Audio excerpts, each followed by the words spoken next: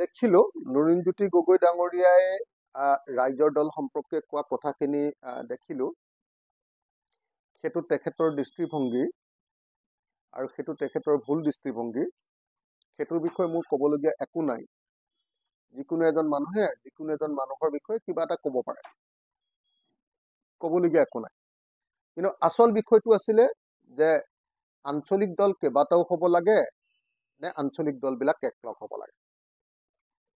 আমি ৰাইজৰ দলে আঞ্চলিক দলবিলাক একলগ হোৱাটো বিচাৰিছিল আৰু তাৰ কাৰণে ৰাইজৰ দল আৰু অসম জাতীয় পৰিষদে এই সম্পৰ্কে আলোচনা কৰিছিলে ইয়াৰ কাৰণে এখন কমিটি 4জনীয়া অসম জাতীয় পৰিষদৰ সদস্য আৰু ৰাইজৰ দলৰ 4জন সদস্য 8জনীয়া সদস্যৰ কমিটিবিলাকে 4-5 বাৰ মান বৈঠকত মিলিত হৈছিল আৰু সেই সমিতিয়ে অনুমোদন দিছিলে যে এই দুইটা দল ঐক্যবদ্ধ হ'ব লাগে একলগ হৈ একত্ৰীকৰণ হ'ব লাগে কিন্তু সেই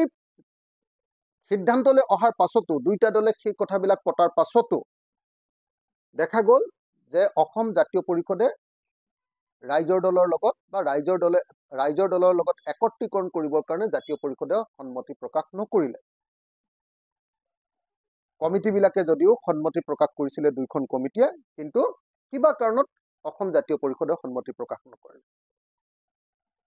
এতিয়া আমাৰ কাৰণে মূল বস্তুটো হ'ল ভালেই হ'ল যে লুৰিণজ্যোতি গগৈয়ে নিজৰ মুখেৰে কৈ দিলে যে আমি দুইটা দল একলগ নহওঁ আমাক ৰাইজে সদায় কৈ থাকে যে দুইটা দল একলগ হ'ব লাগে একেই লক্ষ্য একেই উদ্দেশ্য একেই কৰ্মপন্থা দুইটা দল একলগ হ'ব লাগে সেইকাৰণে আমিও চেষ্টা কৰিছিলোঁ ৰাইজৰ দাবী অনুসৰি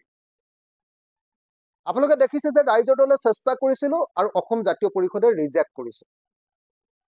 অসম জাতীয় পৰিষদে একলগ নহওঁ বুলি নাকচ কৰিছে এইটোৱে ইতিহাস তাৰ বাহিৰে লুৰিণজ্যোতি গগৈ কি কৈছে সেইটো আমাৰ কাৰণে গুৰুত্বপূৰ্ণ নহয় আমি জানো যে লুৰিণজ্যোতি গগৈ কিবা এটা অজুহাত দেখুৱাবৰ প্ৰয়োজন হৈ পৰিছে কিবা এটা কোৱাৰ প্ৰয়োজন হৈ পৰিছে একলগ নহবৰ কাৰণে গতিকে তেখেতৰ বক্তব্য দাঙি ধৰিছে সেই সম্পৰ্কে মোৰ একো ক'বলগীয়া প্ৰয়োজন নাই মই একো মন্তব্য দিয়াৰ প্ৰয়োজন আছে বুলি নাভাবো কিন্তু আপোনালোকে এতিয়াৰ পৰা আৰু আমাক নুসুধিব সাংবাদিকসকলে বা অসমৰ ৰাইজে যে আপোনালোকে কিয় দুইটা দল একলগ নহয় আমি ৰাইজৰ দলে একলগ হ'ব খুজিছিলো অসম জাতীয় পৰিষদে একলগ হ'ব খোজা নাই আৰু সেইটো কথা লুৰিণজ্যোতি গগৈ অসম জাতীয় পৰিষদৰ সভাপতিয়ে নিজে সংবাদ মাধ্যমক কৈছে যে আমি একলগ নহওঁ গতিকে এতিয়াৰ পৰা কমপ্লিটলি যদি কিবা ক'ব লগা থাকে আপোনালোকে অসম জাতীয় পৰিষদক বা লুৰিণজ্যোতি গগৈক সুধিব আমি আমাৰ মুকলিমূৰীয়া মনটো আপোনালোকৰ সকলোৰে সন্মুখত দেখুৱাই দিলো অসমবাসীৰ সন্মুখত আমি কৈ দিলো যে চাওক আমি সঁচাকে একলগ হ'ব খুজিছিলো আন্তৰিকতাৰে একলগ হ'ব খুজিছিলো কিন্তু লুৰিণজ্যোতি গগৈ বা অসম জাতীয় পৰিষদে একলগ হ'ব নোখোজে গতিকে আমাৰ কৰিবলগীয়া একো নাই মই ভাবো যে ইয়াৰ পৰা আমাৰ ৰাইজৰ দলৰ একো বিশেষ লোকচান নহ'ব লোকচানটো লুৰিণজ্যোতি গগৈৰে হ'ব